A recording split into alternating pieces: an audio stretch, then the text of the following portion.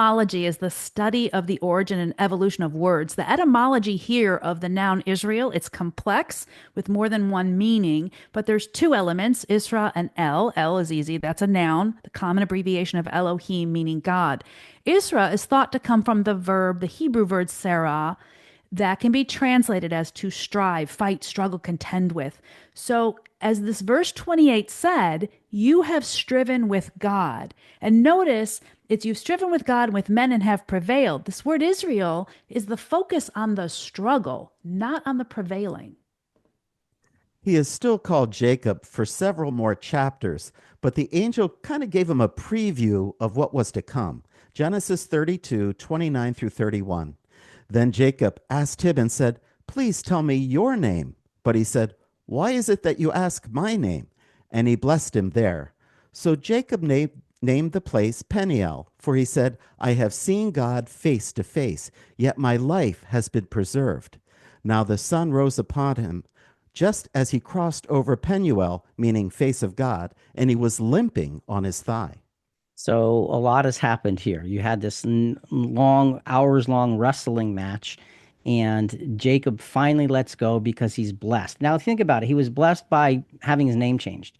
And on the surface, you look at that and say, okay, what does that mean? Well, for us, it may not mean a lot, but remember, Abram had his name changed to Abraham. So there's something very powerful in this scenario. And you notice at the end of the account there in verse 31, the sun rose up as he crosses over and he's limping.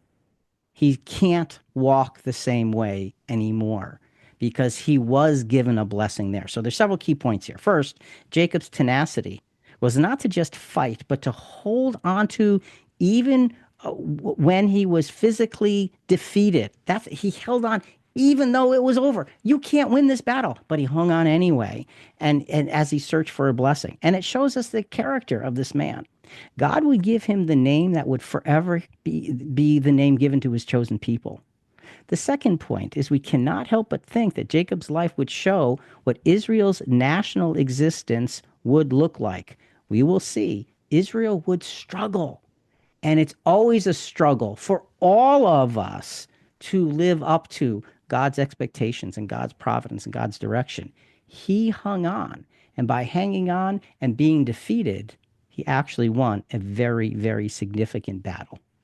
Well, when we look at the big picture lesson, it's a blessing to strive with God. So, wrestling or struggling with God was a core part of Israel's very existence. Israel wrestled at times with their faith and their trust in God. And how many times did they ask to go back to slavery as they journeyed in the wilderness after the exodus from Egypt?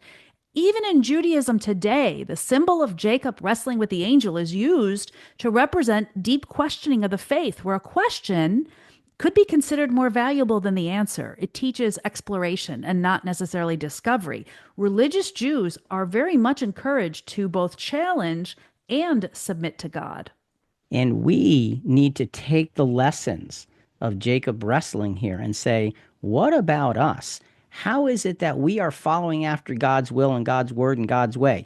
Being a Christian is not an easy task because it requires trial and tribulation and difficulty and uncertainty, just like Jacob.